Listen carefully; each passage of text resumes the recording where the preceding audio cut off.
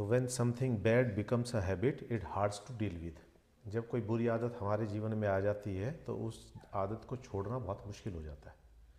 तो यहाँ ये जो कहानी है ये किसकी है? एक 32 साल के युवा की है जिसको नाखून काटने की, अंगूठा मुंह में लेने की और नाखून काटने की बुरी आदत थी, और वो इस आदत को छोड़ नहीं पा रहा था। उसकी वजह से इसको एम्बेरस भी होना पड़ता था और नुकसान भी उठाना पड़ता था। लोग बाग टोकते भी थे लेकिन ये आदत से मजबूर था। तो आखिरकार ये इस आदत से परेशान होकर एक डॉक्टर के पास जाता है और डॉक्टर से सारी बात बताता है।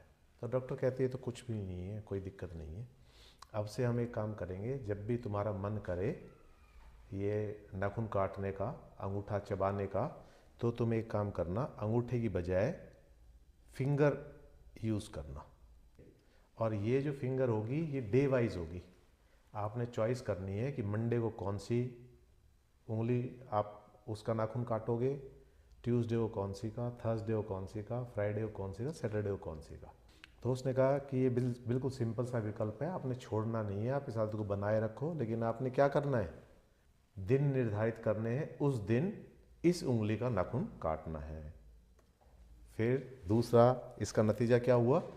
फिर वो कह रहा है however when these challenges require us to adopt new attitudes, new make new decision and choices, then we realise that bad habits are simply not worth the effort.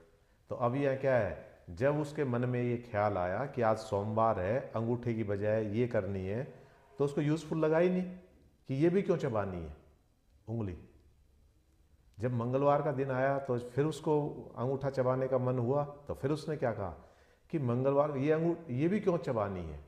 तो तब उसको रियलाइज हुआ कि इस आदत की कोई अहमियत ही नहीं थी।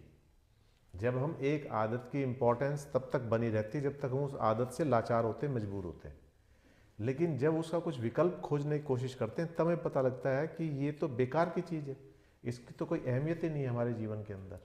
और इस तरह से एक ही सप्ताह के अंदर उसने ये आदत छोड़ दी।